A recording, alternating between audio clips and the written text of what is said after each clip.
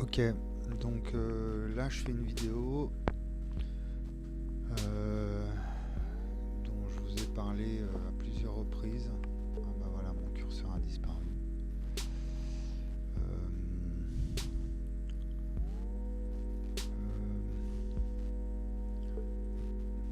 Voilà, on va le laisser là.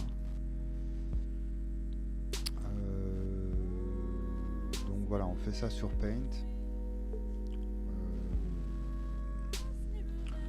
On va essayer de...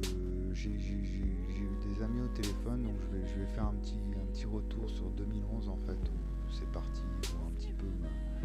Bon, sachant que j'avais passé donc plusieurs années, une bonne dizaine d'années sur le problème de la complexité en systémique, cybernétique, et puis bon, la pensée complexe en tant que nouveau paradigme. Et puis bon, voilà, j'étais engagé, militant un peu à gauche, activiste, et puis bon, voilà, je me suis rapproché vraiment des idées libertaires plus radicales parce que je voyais bien, enfin je vais parler plus près, je voyais bien que la situation devenait un petit peu alarmante. Donc j'ai essayé de comprendre la nébuleuse anarchie en fait, pourquoi l'anarchie en fait on n'arrive pas à en faire quelque chose de bon. Donc j'ai développé une espèce de théorie politique un peu métaphysique sur l'espace-temps. Mais au début c'est parti de 4 principes, hein. Donc il y a la liberté illimitée avant tout dans l'anarchie, avant tout. La liberté. Ensuite, bon, ça je l'ai pris un peu plutôt chez les communistes, hein, mais cette notion d'égalité parfaite, alors parfaite entre guillemets, hein, mais d'égalité qui est importante. Le refus de l'autorité qu'on retrouve en anarchie, c'est d'ailleurs la définition même de l'anarchie, hein, c'est pas d'autorité. Un ordre sans pouvoir, et puis donc aussi pas d'origine, donc souvent qui s'oppose aux religions, à tout ce qui est un petit peu l'essentialisme, tout ce qui provient d'une origine quelconque. Donc je me suis rendu compte par la suite, donc j'ai construit une axiomatique en 2012, partant de là, l'infini, défini, indéfini à l'infini, mais en travaillant énormément sur les travaux de Deleuze concernant Leibniz. Voilà, c'est à ce moment-là que j'ai fait quand j'ai fait le lien un peu entre les philosophes classiques, les philosophes anarchistes, et puis des philosophes plus contemporains des années 70. Quoi. Du coup, je développe une théorie du langage, une philosophie du langage, et bon, ça va bien plus loin que ça, donc dans les mathématiques et tout le reste. Donc on va essayer de décortiquer un peu ça. Cette notion de triangle que j'évoquais souvent dans mes vidéos, dans mes soliloques. L'idée c'est quoi en fait? C'est qu'il y a une théorie, la musique me dérange. Il y a une théorie physique. Ah, il a encore disparu, c'est pas grave. Il y a une théorie des nombres, il y a une théorie physique, voilà, cosmologique aussi, mais bon, ça reste encore très... Mais la théorie physique, elle consiste un petit peu à interpréter l'orthogonalité comme phénomène physique en tant que tel, en fait. C'est pas simplement... Bah oui, je pense que, bon, voilà, l'espace hermitien, s'il est orthogonal, c'est que... donc essayer de trouver avec ma philosophie en fait un fondement à l'interaction, à l'information même, à la nature physique de l'information, puisque l'espace-temps, l'interaction espace-temps, la relation qui est entre les deux sera au fondement du tout. À quoi pourrait ressembler cette relation? Et donc je la représente uniquement comme ça par un axe. Donc bon, à l'époque, au tout début, je parlais d'un axe moi même monde, et puis donc fini qui définit l'indéfini, donc l'axe temps et l'axe espace moi même monde. Donc si on prend juste un trait comme ça horizontal, moi, le moi, on va dire, voilà, c'est une entité temps. Une entité temps. Donc moi en fait je suis un temps qui est vivant, c'est-à-dire voilà, hein, en mouvement. Donc le temps cause du mouvement. Le mouvement de quoi? De l'espace. Donc une orthogonalité 8 de l'espace. Donc le temps n'est plus spatialisé. Il n'est pas là, il n'est pas là, il n'est pas là non plus. Il est cause du mouvement de l'espace.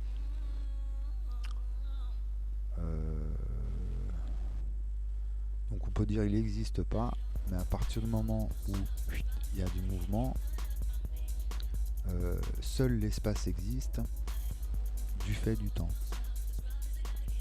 Bon voilà, je récite un peu ma logorée philosophique hein, depuis 10 ans maintenant, hein, ça tient. Et j'essaye de m'appuyer sur des schémas pour... bon, j'en ai fait des centaines et des dizaines et des centaines hein, des schémas, hein, donc voilà, allez voir après sur ma page Facebook. Mais là voilà, j'en ai improvisé un, j'en ai fait un exprès un petit peu qui pouvait reprendre un peu tous les autres, je sais pas, un schéma synthétique. Donc le temps il est où en fait ici dans ce triangle? Parce qu'il est même pas là en fait, il est nulle part, on n'a que de l'espace, mais c'est un espace qui est en mouvement. Donc là en fait en mouvement, bah, c'est à dire que on représente simplement une flèche qui rentre qui crée une interaction avec un axe perpendiculaire et tout de suite on voit un dédoublement en fait. Il y a un espace qui se crée du fait du temps et un espace qui du coup il est gaussien. Ça fait une loi normale avec ici une symétrie parfaite et puis une brisure au-dessus, voilà. Donc si on fondamentalise vraiment la brisure de symétrie, voilà, ça peut éviter de chercher justement la supersymétrie là où elle n'est pas et peut-être la trouver là où elle est. Donc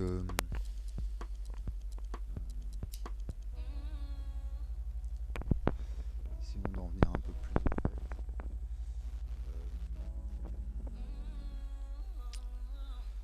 Ce qui est intéressant donc avec mon approche des espaces-temps, c'est-à-dire que j'ai pas essayé de faire un tout, un concept espace-temps un peu fourre-tout, comme on fait un peu actuellement. Donc j'ai entendu encore dernièrement un général de l'armée qui parlait de cadre espace-temps. On va dire un élastique, de la gélatine, un fil, une corde. Bon, un concept un peu fourre-tout. Donc de ne pas tomber dans ces écuelles-là. Et ne pas tomber non plus dans l'écuelle temps séparé de l'espace où du coup on commettrait l'erreur de spatialiser le temps, hein, lui donner une forme, une flèche, on va dire ça c'est le temps, ou l'inverse de temporaliser l'espace, de mettre une chronométrie sur l'espace. On appelle ça les équations paramétriques. Donc essayer de trouver, donc j'ai construit du coup toute une logique d'explication. On pourra aller le voir, ce schéma il est bien fait.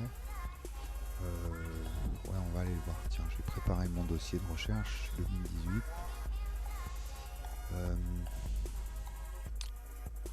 Schéma 2018. Voilà, c'était ici, je crois.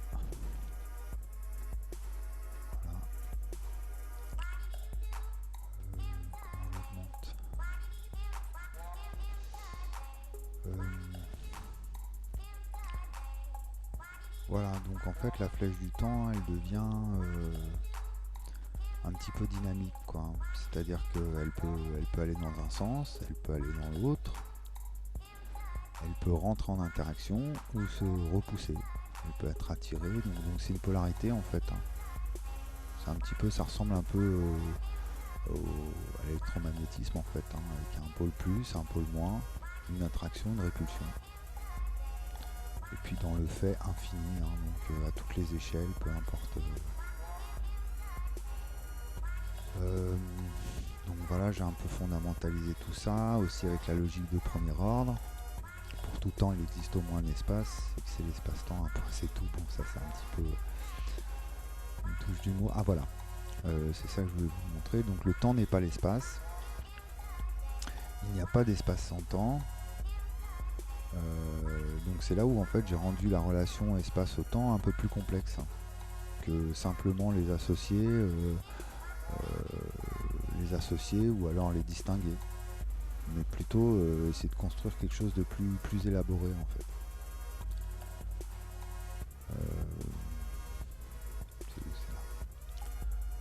Donc le temps n'est pas l'espace, il n'y a pas d'espace sans temps. Le temps dépend de l'espace, tout est de l'espace, du fait du temps en fait. Tout est de l'espace-temps, mais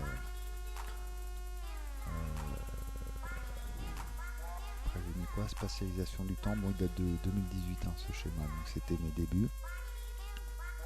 Alors en maths et en sciences, 2017-2018. Donc voilà, donc une espèce de polarité fondamentale, au-delà même de la, enfin, ou même plus fondamentale que la polarité magnétique ou l'attraction gravitationnelle, puisqu'il est question d'unifier les forces fondamentales. Et donc du coup, le temps n'est pas l'espace. Donc si on met, si on prend l'espace, on le met là.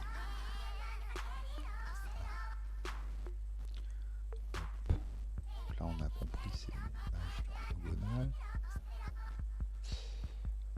Ça faudra revenir dessus plus précisément, mais sur la théorie physique, j'ai d'autres choses à dire, mais là j'essaie vraiment d'être le plus simple possible. Donc du coup les deux erreurs, ce serait de distinguer, séparer le temps de l'espace, en disant que c'est deux objets différents ou quoi, alors qu'en fait le temps n'existe pas, hein, n'est pas un objet. Le temps, il est le résultat, il est la cause du mouvement. Là, c'est la flèche du temps qui, avec l'espace, crée un mouvement. Une inégalité triangulaire. Donc le temps, comme il est nulle part, il peut être un peu partout en même temps, puisqu'il est la cause du mouvement de l'espace. Et l'espace, c'est pareil, comme tout est de l'espace, mais de l'espace en mouvement du fait du temps, donc, on peut toujours temporaliser l'espace ou spatialiser le temps en fait. Donc ce serait ça l'origine de l'illusion première, donc vous allez comprendre après quand je vais aborder les thèmes nature culture, enfin vous allez comprendre j'espère, je vais essayer de faire en sorte, essayer de faire pour, et donc du coup ce serait donc une sorte d'illusion fondamentale auquel tous les philosophes jusqu'à maintenant n'arrivaient pas à se dépêtrer en fait, hein. C'était vraiment un mystère dans la nature qui était difficile à comprendre, hein, où il aurait fallu attendre Einstein et puis même un siècle après Einstein de se rendre compte qu'on n'arrive pas à unifier les forces pour arriver à le comprendre. Donc voilà, donc l'erreur ce serait de séparer l'espace du temps et de faire du temps un objet ou alors d'en faire un concept un peu où on associe les deux, comme ça un peu de manière aléatoire.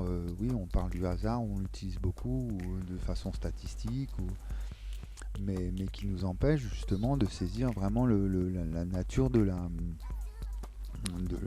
brisure, hein, de symétrie, hein. Qu'est-ce qui se passe là-haut en fait exactement. Donc le temps n'est pas l'espace, mais il n'y a pas d'espace sans temps, donc l'idée c'était de mettre des flèches, des allers-retours comme ça en fait. Non, c'est l'inverse, zut.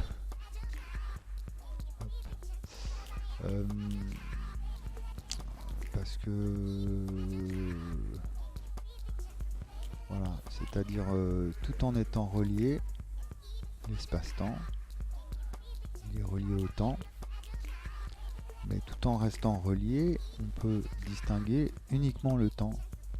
On peut arriver à extraire, je veux dire conceptuellement. Notre cerveau, il est capable d'imaginer le temps sans l'espace, en fait. Et à l'inverse, il peut aussi interpréter l'espace, un espace figé, un espace fixe. Notre cerveau, il est capable de l'imaginer, de se le représenter. Et même on le voit, même si c'est une illusion, puisque tout est en mouvement. Donc le temps, le temps n'est pas l'espace, mais le temps n'est pas l'espace, mais il n'y a pas d'espace sans temps. Le temps dépend de l'espace, donc on voit bien qu'il y a une dépendance. Hop. Là, je sais pas comment faire après. Tout est de l'espace-temps. Tout est de l'espace. Tout est de l'espace du fait du temps. Donc c'est un petit peu pour fondamentaliser, oui, l'inégalité triangulaire, la cause du mouvement, les trois dimensions. C'est-à-dire interpréter les trois dimensions non plus dans un rapport orthonormé, longueur, hauteur, largeur, même si c'est ça dans les faits, mais d'une manière spatio-temporelle. Alors, une dimension, une deuxième dimension et une troisième dimension. Qui ont pour la même origine l'espace-temps, mais qui se manifestent sous trois formes. Donc c'est un seul et même phénomène, double, espace-temps, qui se manifeste sous forme de trois dimensions. Donc on n'est plus vraiment dans les 3, 4, 5 dimensions où il y a vraiment quelque chose de nature physique tridimensionnelle. Voilà, c'est plutôt une approche comme ça. Et puis on va essayer de continuer un peu. Je l'ai pas vraiment préparé. Bon voilà, donc en fait, du coup, comment j'ai commencé en 2012. J'ai dit donc la nature. Enfin, j'ai plutôt commencé, je travaillais surtout sur le capitalisme. Hein. Donc là, c'est une théorie politique. Le capitalisme est au temps, ce que l'espace est à l'état. Donc qu'est-ce qu'elle signifie cette phrase en fait? Elle signifie déjà que puis droite-gauche, hein. Droite, gauche. Donc il existe une tension en fait entre les partisans de l'espace, de l'état, qui se situerait plutôt dans une démarche humaniste, hein, donc c'est la planète Terre globale qu'il faut gérer, administrer. Donc c'est la question du pouvoir, hein. Le gouvernement, le pouvoir.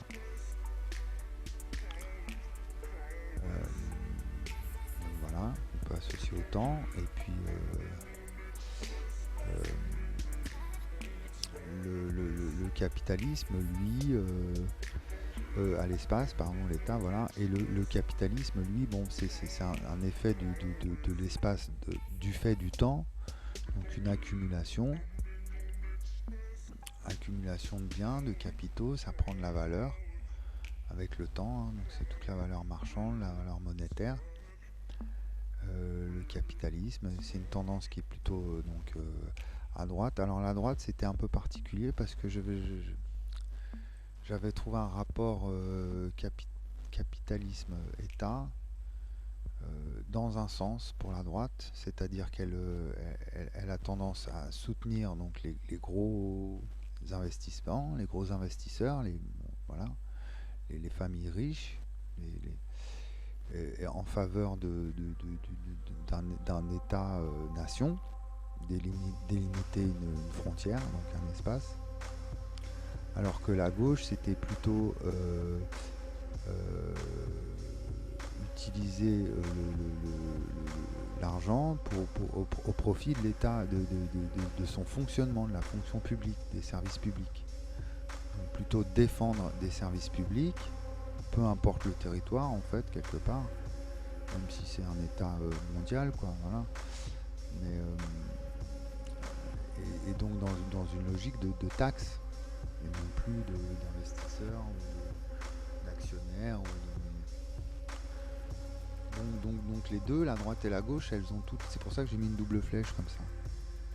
Elles ont toutes les deux, donc je sais pas trop comment la représenter, si elles ont toutes les deux un rapport à l'espace et au temps, à l'argent et au pouvoir, mais donc au gouvernement et au peuple, rapport au gouvernement, argent, pouvoir, mais sous deux approches différentes en fait de l'espace, donc une nationaliste et l'autre plutôt gestionnaire, et deux approches du temps, de l'argent, donc une plutôt capitaliste, un gros investissement, et l'autre avec les taxes. Donc pour comprendre un peu le phénomène de masse et de renforcement en fait du pouvoir, où là quand on arrive en haut, c'est le problème, donc ça se rejoint. Le pouvoir et l'argent, l'espace et le capitalisme se rejoignent. Et c'est là où ça pose problème, où tout se mélange.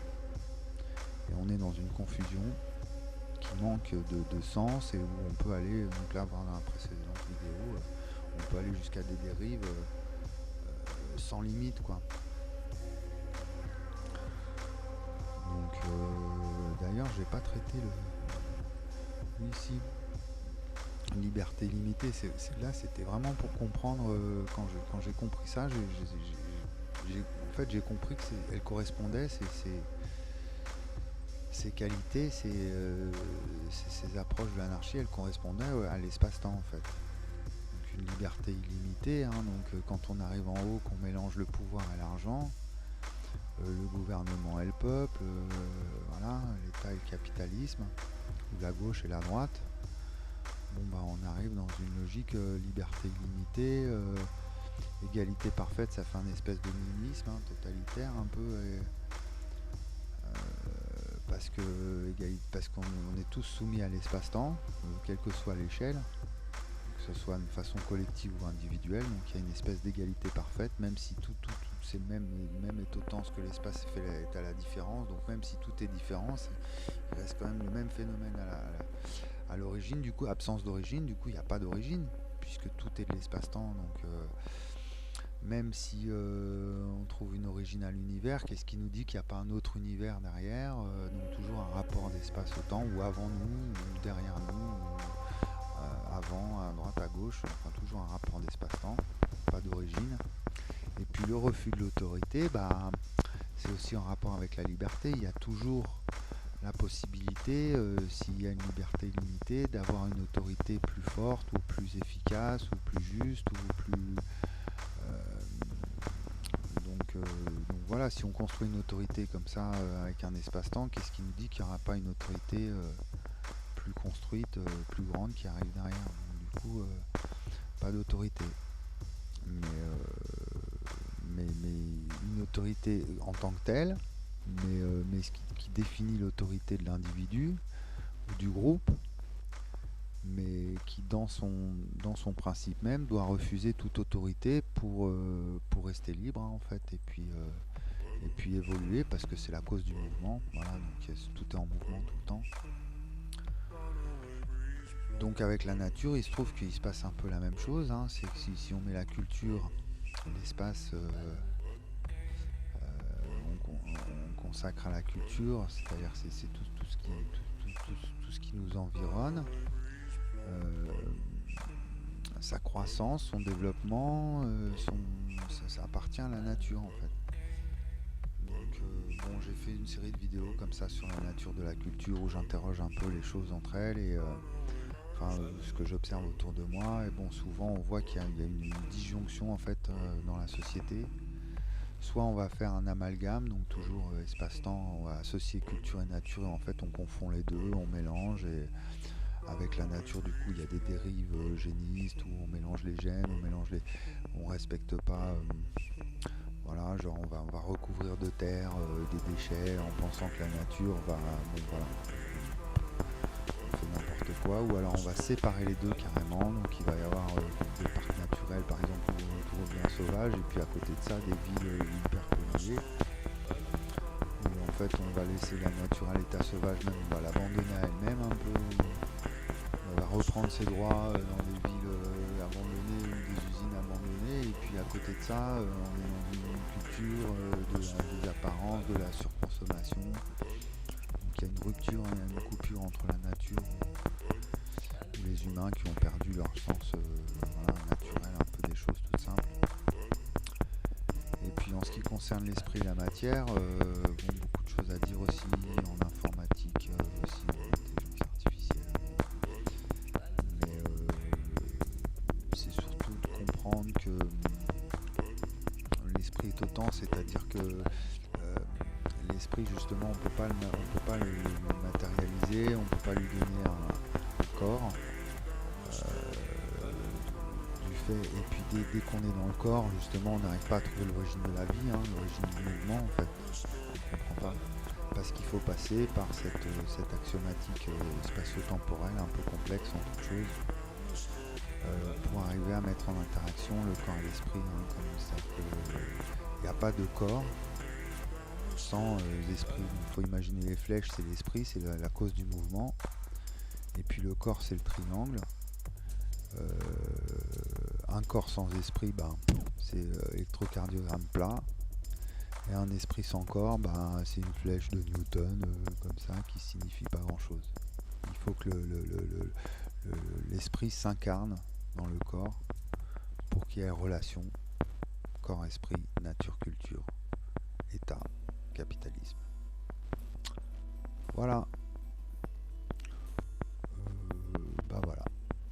Ah non, je voulais m'arrêter là, mais non. Donc cet axe, du coup, l'axe moi-même monde, on peut le mettre là. C'était l'axe espace que j'avais construit en 2012, avec ça l'axe temps, fini, défini, indéfini, infini. Donc moi-même monde, on voit bien le moi, le même, c'est orthogonal, et puis hop, le monde apparaît. Bon, hop. Non, plutôt ce rapport au même, c'est-à-dire que si on va dire que ça c'est le moi, voilà, peut-être le surmoi, le moi et le ça, la pulsion, voilà, l'identité, et qui appartient à un monde soumis au même régime, quoi. Le même est autant ce que l'espace est à la différence, donc on peut s'imaginer comme une entité en tant que tel espace-temps, pris dans un grand espace-temps qui peut être voilà, la famille, la société, la ville dans laquelle on est, la planète, et puis l'univers. Tout est question d'échelle. Voilà, le même est au temps, c'est le même temps, puisque l'espace est à la différence, donc ça dépend dans quelle échelle on se situe. Et donc l'axe temps, donc moi-même monde, là j'aurais pu le noter, mais tant pis. Voilà, pour qu'on s'en rappelle. Le même, c'est une notion, la mémétique, le rapport au même en philosophie aussi, il est très important. C'est le principe d'identité de Leibniz, A égale 1, donc c'est la vérité. Et justement, si on n'est pas dans le même, on n'est pas dans le vrai. Mais bon, s'il y a que du même, on n'y voit plus rien, donc il faut bien qu'il y ait de la différence. Bref. Donc ça, c'est l'axe espace. Et l'axe temps, en fait, fini. Donc on peut dire que c'est quelque chose de fini dans le sens, voilà, c'est la flèche du temps, elle va dans un sens. Du passé vers l'avenir. Elle est finie. Elle définit, donc paf, elle définit. Tous les indéfinis, donc on peut toujours les représenter sous cette forme-là, une inégalité triangulaire qui est en mouvement. Et à l'infini, parce qu'on peut le faire aujourd'hui, demain, après-demain, ou il y a 500 ans ou dans 500 ans, ce sera toujours valable. à l'infini, dans le sens ad vitam aeternam, voilà. Bon, j'ai beaucoup travaillé sur ces concepts et puis je les ai repris à toutes les sauces dans beaucoup de mes schémas. Pareil pour au niveau linguistique, sens, forme, fonction, fait. Donc après, bon voilà, il faudra aller voir un peu mes schémas. Bon, il aurait fallu que je les utilise dans mes vidéos un petit peu, que je les ressorte. C'est à moi de construire après des vidéos mieux faites. Le sens, on voit bien le sens c'est le temps. On donne un sens qui peut être réversible d'ailleurs, mais toujours dans une logique de passer vers l'avenir, mais avec qui intègre une réversibilité. Ça c'est important en physique surtout de comprendre ça. Donc un sens irréversible, mais qui donne une forme. On peut dire que le sens irréversible il est là, c'est la flèche du temps. Bon, je l'ai mis vertical, mais qui donne une forme irréductible.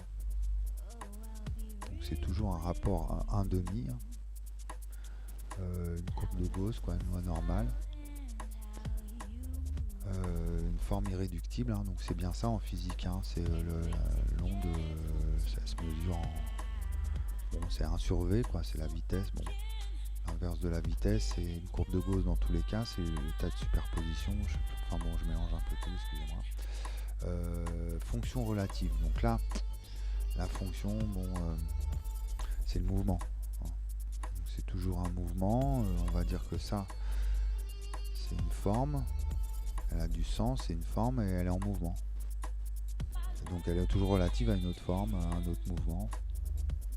Et totale parce qu'on la retrouve à toutes les échelles, à tous les endroits, de tout temps. Voilà. Bon, après il faut voir un peu comment j'introduis aussi la question de l'intrication. Voilà. On peut revenir un peu sur mes schémas de 2018 qui présentaient un petit peu, comment je l'ai appelé, archive je crois. Voilà.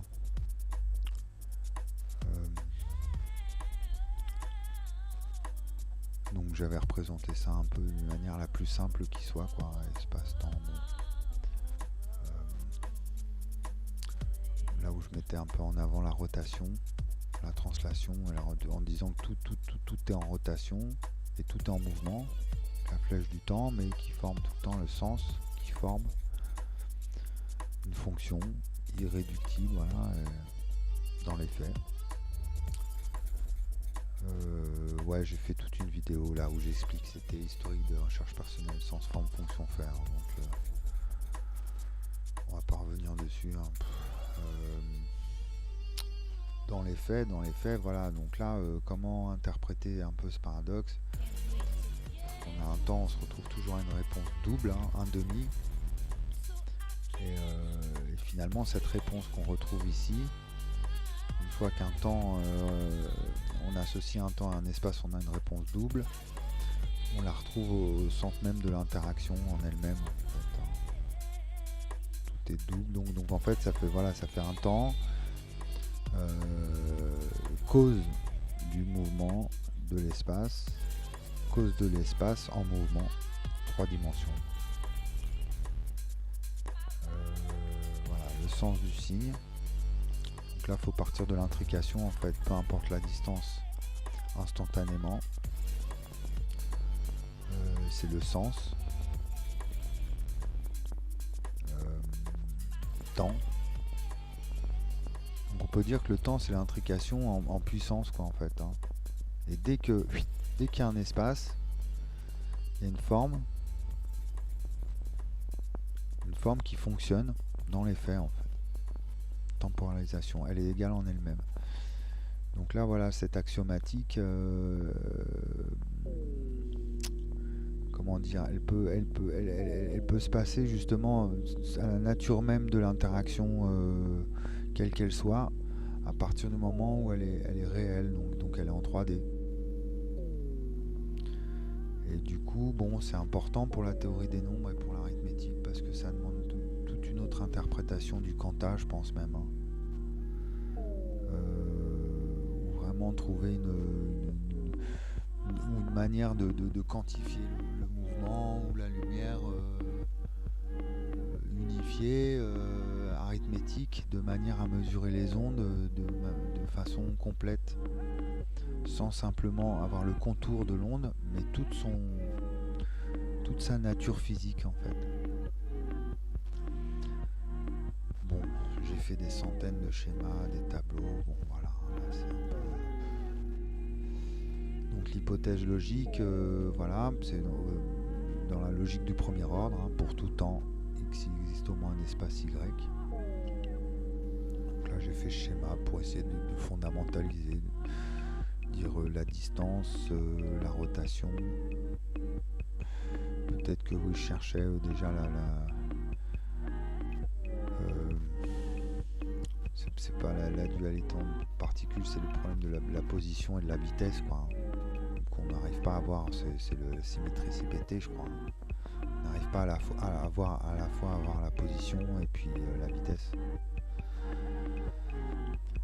Donc là, c'était en 2018. Bon, j'essaie peut-être de mettre déjà des choses en évidence. Le temps implique l'espace, le temps n'est pas l'espace. Voilà, seul l'espace. Le temps est la fonction de l'espace. Alors quand j'ai dit ça, c'est que voilà, c'est si l'espace est en mouvement, voilà, c'est à cause du temps. C'est la cause de l'espace.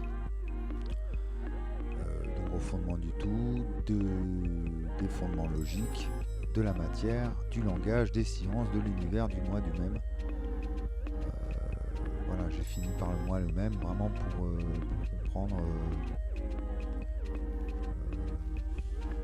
Voilà, parce que j'ai ajouté une, je sais pas si elle est là, voilà, A égale A, même, ça c'est la vérité. Une chose est une chose, c'est l'adéquation entre la chose et le réel. Alors que moi depuis, en fait à l'époque peut-être pas encore, donc j'ai rajouté A égale A si A égale A prime. Ça je l'ai pas fait là. J'ai juste mis... Si A égale A prime, c'est-à-dire s'il y a du mouvement. Donc il faut bien une raison à ce mouvement, il faut bien une cause à ce mouvement. Et donc A égale A si A égale A prime. Mais c'est cette petite refonte du principe d'identité de Leibniz, ça m'a conduit à une nouvelle arithmétique. Hein, voilà. Pourquoi y a-t-il... Donc ça c'est vraiment une question qui restait encore un mystère. Hein. Pourquoi y a-t-il quelque chose plutôt que rien? C'est vraiment la question philosophique, existentielle, métaphysique, le problème de l'en-soi, du pour-soi. Bon voilà, elle était vraiment fondamentale. Hein. Et puis en mettant l'espace-temps, ça donne du sens, quoi. Le rien, l'énergie du vide, le temps, bon voilà, qui n'existe pas, c'est la cause de l'existence. Donc la fonction, la cause du mouvement. Donc plutôt que rien, du coup c'est le temps. Pourquoi y a-t-il de l'espace plutôt que du temps? Parce que le temps est la cause du mouvement de l'espace. De l'espace en mouvement, du fait du temps. Donc là, du coup, j'arrive à répondre à cette question, assez précisément. Donc voilà, exister signifie sortir hors de quelque chose. Donc le temps n'existe pas, il sort de nulle part en fait. Il est la cause de l'existence du mouvement. Il sort de lui-même. La différence. Rien n'a d'existence en dehors de l'espace. Seul le temps est facteur d'existence. Le temps est donc inexistant. Alors bon, là, un petit jeu de mots, quoi. C'est l'existence à l'intérieur, quoi. On peut dire à l'intérieur de l'existence, la cause de l'existence. Surgir de lui-même, bon, voilà pourquoi nous doutons à raison de l'existence. Donc là, bon voilà, si on spatialise le temps, on temporalise l'espace, c'est intrinsèque à notre condition humaine. Bon, et là, c'est vraiment pour polariser, pour mettre la polarité magnétique ou l'attraction gravitationnelle vraiment dans quelque chose de plus fondamental encore.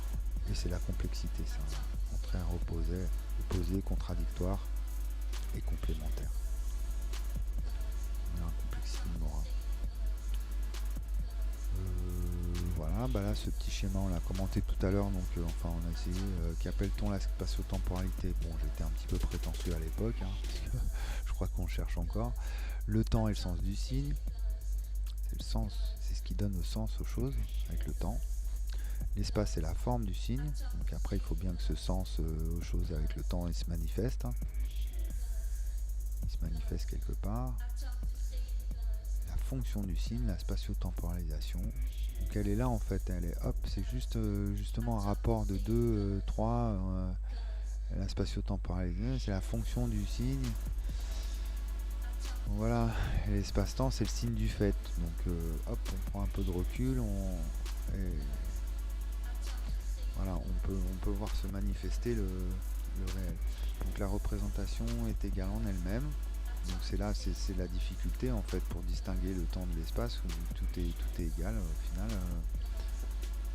puisqu'il n'y a que de l'espace en mouvement du temps. Le temps est impossible à représenter car il est à l'origine de la représentation.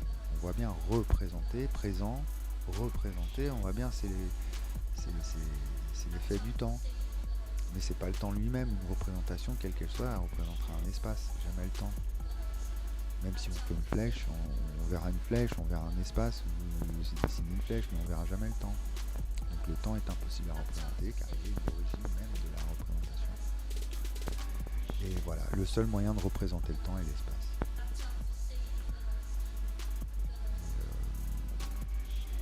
Quand on temporalise l'espace, voilà, où on spatialise le temps, voilà, on n'a pas le choix en fait. C'est le principe même de la représentation. On représente, mais bon, voilà, si on le fondamentalise, on le met à la cause. Et en plus, c'est bien parce qu'on trouve on peut même mettre l'intrication, on peut mettre l'intrication à l'origine même de. Donc ça nous apporte un nouvel outil de mesure, une nouvelle catégorie. Enfin voilà, je pense que ça peut nous mener très loin. Mais là, bon, je suis pas vraiment dedans en ce moment avec mes soucis. Voilà mon axiomatique, donc on reprend, voilà, sens, forme, fonction, fait, temps, espace. Donc là il y a une logique binaire un petit peu qui devrait aider pour l'intrication avec une inversion.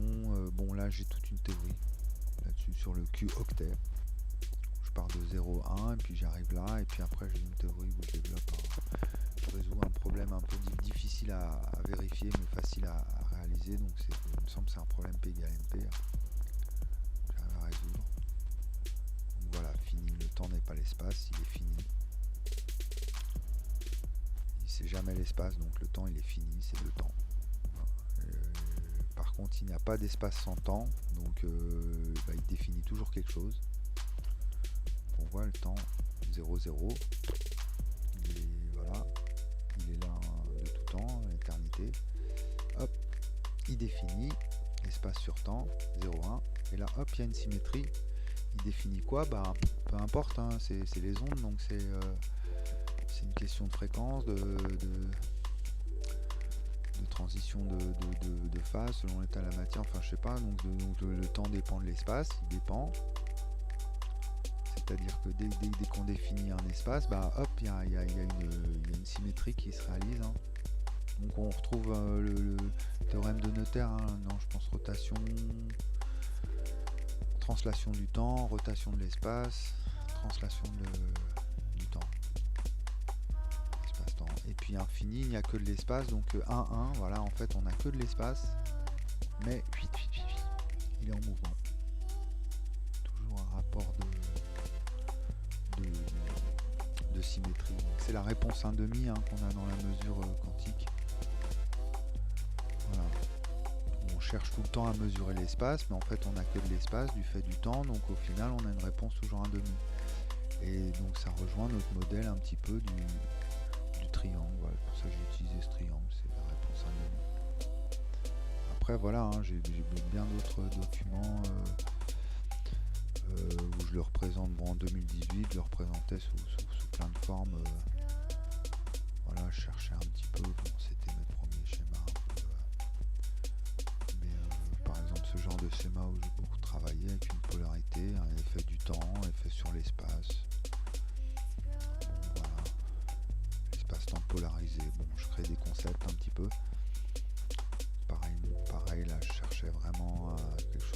retourne vers l'opposé, tourne dans le même sens. Bon, après, hein, quand on connaît les mathématiques, c'est un petit peu rigolo ce genre de schéma, mais c'est grossier, mais c'est de la recherche, voilà, faut voir ça comme ça. Par exemple, quand on ne connaît pas l'origine de la masse, donc voilà, moi je cherchais vraiment à essayer de comprendre, bon, c'était mes débuts en physique, où j'intégrais à la fois le problème de la lumière, de la gravité, de l'électromagnétisme et de la masse, avec une hypothèse.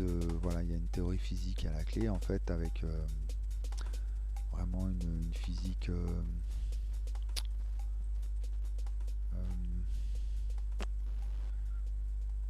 voilà, bon, il faudra revenir sur la théorie physique. Là je suis un petit peu fatigué à cette heure là, il est 1h du mat.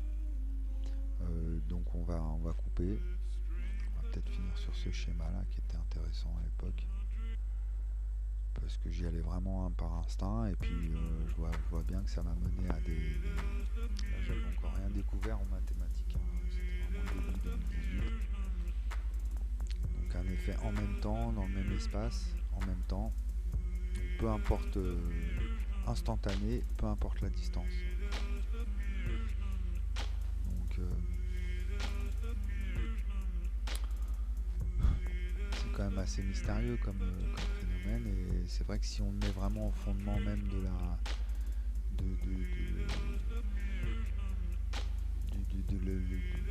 la mesure du mouvement, donc c'est vrai qu'on place l'implication dans un... Bon, après il faut une mathématique adaptée, du coup ça permet justement de tout repartir, tout reprendre à zéro, parce que... Enfin zéro, si en plus c'est le cas de le dire sans jeu de mots, de comprendre ce que c'est que le zéro justement du point de vue physique, pourquoi il a autant d'importance dans la mesure, et que en même temps on n'arrive pas à... On a des trous en fait dans notre physique actuelle.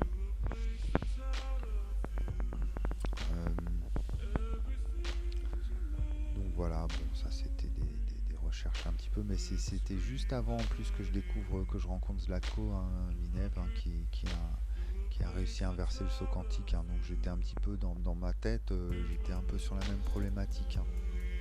Parce que quand on va voir, voilà, souvent c'est la distance sur la gravité, enfin D sur G, voilà.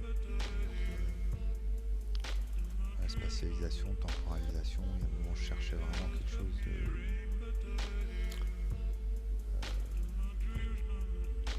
Voilà, en me disant ça c'est un espace et en aucun cas c'est du temps. Comment mesurer une distance si le temps en fait n'existe pas, n'est pas un objet, comment est-ce qu'on peut vraiment... Bon voilà. Et puis en fait c'est là où on s'aperçoit que voilà, bon, la gravité à l'état quantique elle est partout, nulle part en même temps. L'électromagnétisme on voit qu'il agit de tous les côtés, il est actif de partout, il y a une énergie dans le vide qui vient du fond diffus. Bon voilà. Si on part de l'espace-temps, vraiment, ça fonctionne dans plein de disciplines. Et, voilà, c'est ça le schéma on va finir là-dessus. Donc je cherchais une double force, une force de rotation et une force de polarisation, avec quelque chose qui permet un peu comme MG égale MA, le principe d'équivalence, quoi, hein, qui permet de rendre neutre, de neutraliser le phénomène. Donc bon, ça m'a conduit même à une théorie cosmologique, hein, donc, hein, avec le rayonnement, c'est-à-dire que la charge est à l'espace, ce que le temps est à la rotation, l'espace-temps c'est le rayonnement. Voilà. Bon. Allez, à suivre, on verra, mais bon, là, je pense qu'elle a duré assez longtemps. Et puis, j'en ai dit suffisamment, je pense, sur cette fois-là.